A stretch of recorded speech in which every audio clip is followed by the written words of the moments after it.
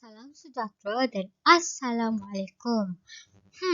Apa yang kita telah pelajari pada video yang lalu? Ya, betul. Kita belajar mengenai tamadun Rom. Jadi pada hari ini kita akan sambung belajar untuk tamadun Rom, iaitu peningkatan seni bina dalam tamadun Rom. Pepatah ada menyebut Rom tidak dibina dalam sehari.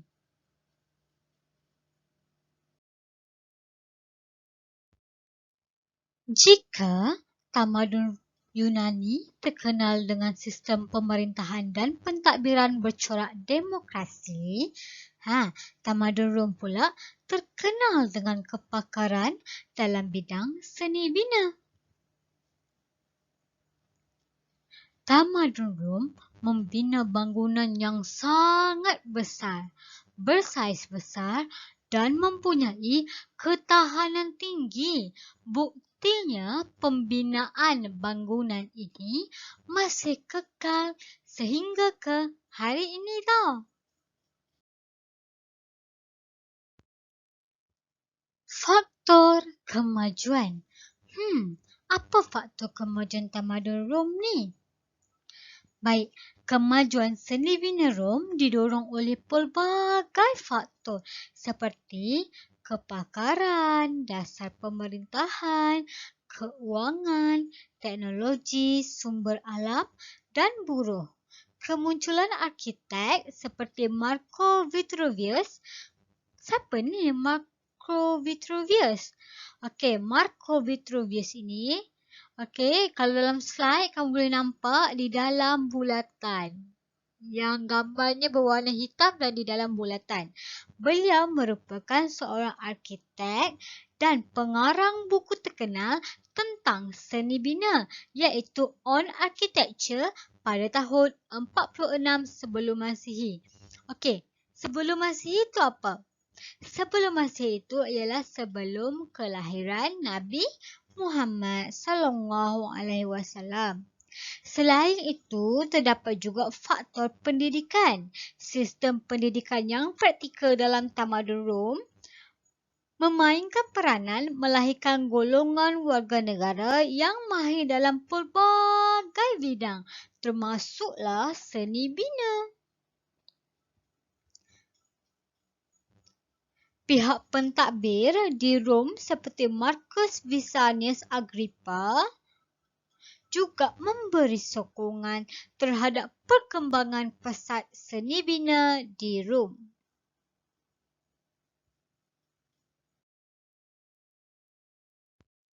Gabungan antara teknologi zaman Yunani dengan teknologi Rom seperti penggunaan simen dan penekanan kepada aspek ketahanan dan nilai estetika mempengaruhi bidang seni bina Rom tau. Walaupun sebentar tadi cikgu tak menerangkan mengenai peranan golongan buruh, tetapi golongan buruh juga memainkan peranan yang penting. Golongan buruh yang sebahagian besarnya terdiri daripada kalangan hamba juga memberikan sumbangan dalam perkembangan bidang seni bina di Rom. Terdapat pelbagai ciri-ciri pembinaan bangunan dalam tamadun Rom. Yang akan sekejap lagi cikgu perungkaikan satu persatu. Anak murid dan juga pelajar yang cikgu sayangi sekalian, ini merupakan satu kerata rentas pentil. Di sini cikgu ingin menunjukkan kepada kamu ciri-ciri pembinaan bangunan dalam tamadun Rom tau.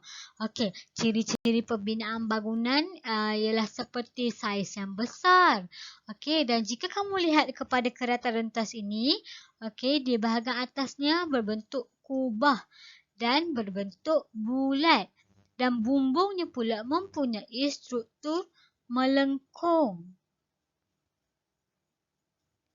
Selain itu, kerata rentas pentil ini juga menggunakan marmar dan juga hiasan dalaman untuk mengukuhkan lagi seni bina bangunan ini, batu dilepa dengan simen dan menggunakan tiang gaya Yunani.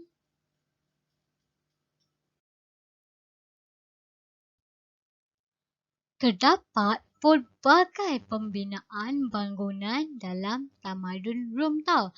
Seperti Colosseum, Pantheon, Amphitheater, Aqueduct, Sejarah Raya Rom dan banyak lagi seni bina yang boleh kita pelajari dan juga kita kagumi.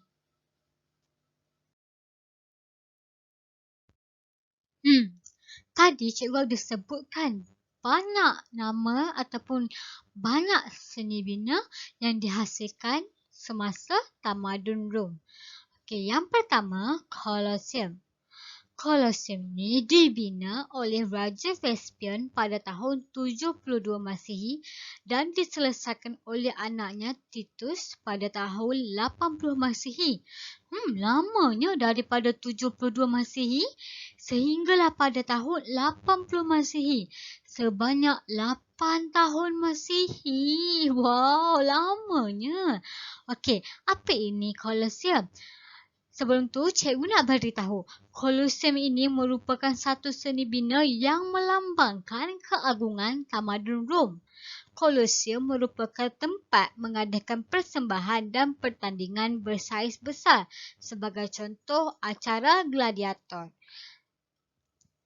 Colosseum mempunyai sistem pengurusan penonton yang setanding tau dengan stadium pada zaman sekarang ataupun zaman moden, sebab mempunyai 80 pintu masuk serta tempat duduk dan penonton yang dibina secara bertingkat-tingkat. Kalau kamu nak bayangkan, kamu bayangkan seperti di stadium Malaysia, penontonnya duduk secara bertingkat-tingkat. Itu Colosseum. Seni bina yang kedua ialah Pantheon. Pantheon ni macam yang cikgu dah terang tadi tau, yang kereta rentas Pantheon.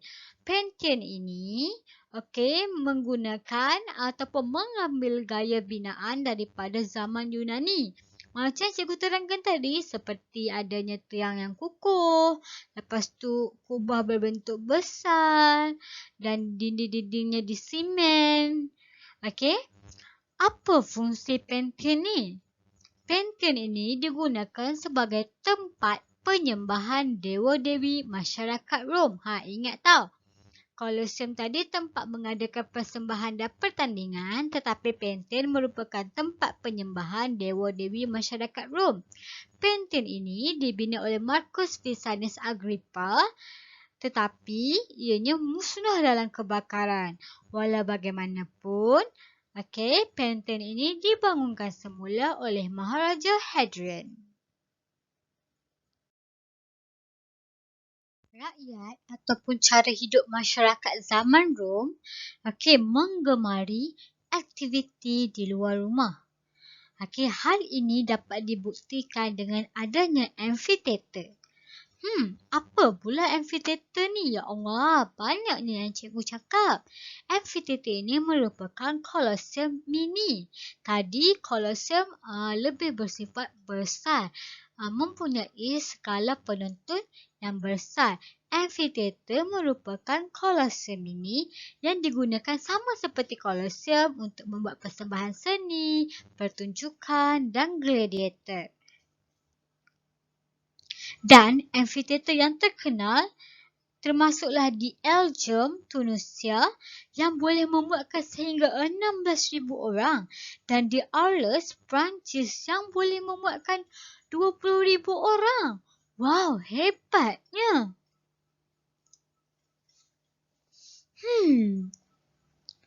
Hebat sangat tamadun Rom ni. Seni bina seterusnya ialah aqueduct. Aqueduct ini merupakan ataupun sebagai satu lambang kepada kejayaan dari segi teknologi dan kebijaksanaan dalam kejuruteraan Rom. Aqueduct ini merupakan satu sistem perancangan dan pengawalan air yang sistematik. Daripada aqueduct, Okey, aqueduct berfungsi untuk membekalkan air ke rumah kediaman. Sama ada di bandar-bandar ataupun di kampung-kampung dalam Empire Rome. Air ini juga disalurkan di tempat bahagian mandi awam dan binaan-binaan utama Rom, termasuklah ke Colosseum, termasuk acara gladiator. Dan aqueduct yang termasyhur ataupun terkenal ialah Pont du Gard di Perancis. Kerana apa tahu? Sebab ataupun kerana mempunyai 3 tingkat. Wow, sangat hebat. Setiap negara ataupun Rom pasti mempunyai jalan raya. Jalan raya digunakan sebagai satu sistem pengangkutan. Jadi jalan raya di Rom dibina pada tahun 500 sebelum Masihi dengan tujuan untuk menghubungkan bandar-bandar utama bagi memudahkan pergerakan tentera serta sebagai sistem pengangkutan. Okey, macam cikgu bagi tahu tadi, disebabkan matlamat asas ni adalah untuk kegunaan tentera. Unik sikit tau jalan raya ni. Kerana ianya dibina secara berlapis-lapis dengan menggunakan batu besar, batu kecil dan batu kerikil. Untuk apa tahu tak? Supaya jalan raya ini tahan dan kuat menahan beban serta pergerakan pasukan tentera. Dan setiap jalan raya ini mempunyai satu batu tanda bagi menunjukkan jarak satu kawasan dengan kawasan lain. Selain itu, hebatnya masyarakat semasa ataupun masyarakat tamadun Rom ialah di tepi jalan raya dibina longkang bagi mengalirkan air agar tidak bertakung di atas jalan raya. Selain daripada jalan raya, ada juga tembok pertahanan. Bila kita dah dengar ataupun bila awak dah dengar tembok pertahanan, untuk apa lagi? Okey, untuk apa? Betul, untuk melindungi daripada serangan musuh. Kerana, walaupun Rom ni hebat, kan? Kita yang tak hebat pun ada musuh. Jadi Rom yang hebat tu mestilah ada musuh.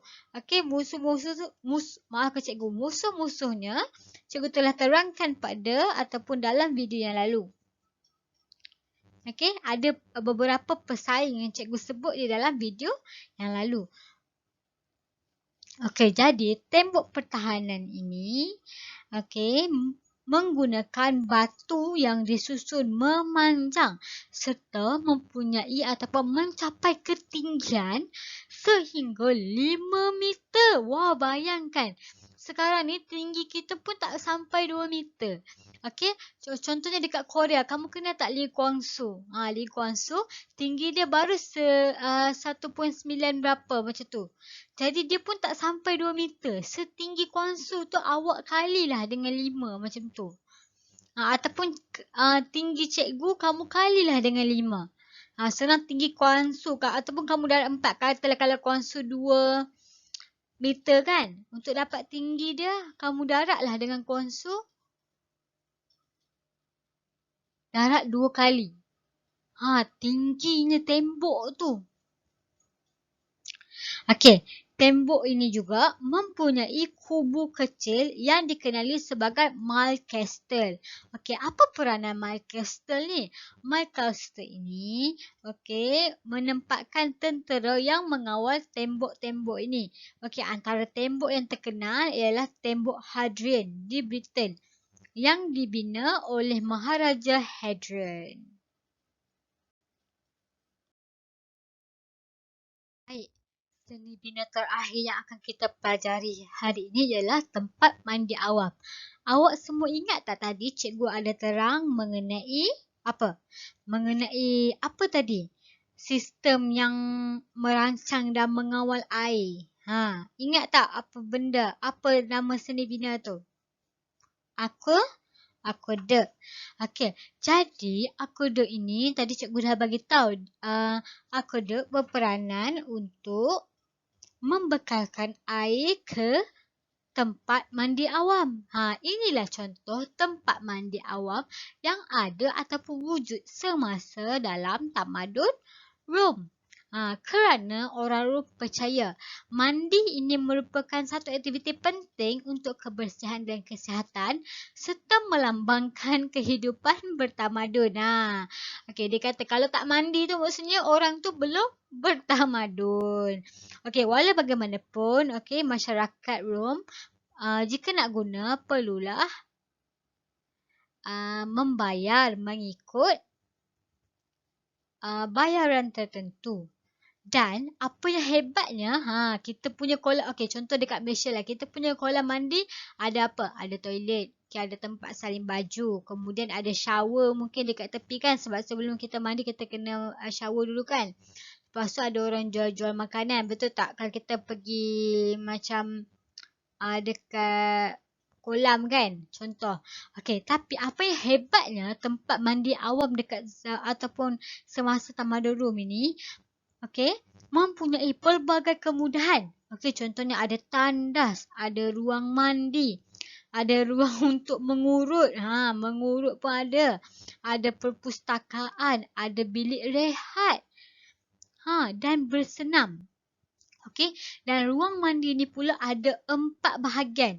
Okey, ada 4 bahagian berasingan tau. Ada tempat air mandi air panas. Maafkan cikgu, mandi air panas, air sejuk, air suam, air beruap. Kamu tinggal pilih saja nak mandi dekat mana. Janji mandi, jangan tak mandi. Okey, dan antara tempat mandi awam terkenal ialah Caracalla.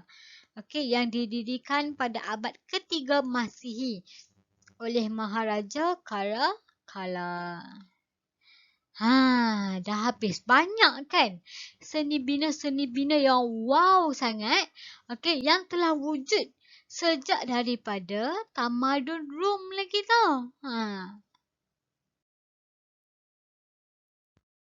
Habis sudah pembelajaran kita pada hari ini. Jadi di sini cikgu ingin membuat sedikit kesimpulan. Adalah penting untuk kita menghargai asas amalan demokrasi, yang ada ataupun dijalankan semasa tamadun Yunani. Jika tamadun Yunani menunjukkan kewibawaannya dalam mentadbir, tamadun Rom menunjukkan perkembangan seni bina yang sangat hebat. Kerana seni bina sebagai satu simbol kemajuan dan kita perlulah bekerjasama seperti mana kerjasama masyarakat Rom dalam pembinaan sesebuah tamadun. Peningkatan dalam seni bina tamadun Rom menunjukkan kemampuan dan kebolehan orang Rom menghasilkan binaan yang menunjukkan kebijaksanaan mereka sekaligus menunjukkan kebesaran dan keagungan tamadun Rom. Okey, kecemerlangan tamadun Rom macam yang cikgu dah bagi tahu tadi. Okey, bukan saja dari segi seni bina tetapi dari segi pentadbiran, ekonomi, ketenteraan, pertahanan, perundangan, pendidikan, sains dan juga teknologi. Okey, sehingga hari ini sebahagian daripada kecemerlangan tamadun Rom masih wujud dan kekal menjadi warisan dunia. Jadi, kita perlulah mengambil ketinggian tamadun Rom untuk menjadi satu inspirasi kepada peningkatan penciptaan dan kemajuan di negara kita, memandangkan kamu semua merupakan tonggak harapan negara bangsa. Sekian itu saja daripada cikgu. Sampai berjumpa lagi. Bye.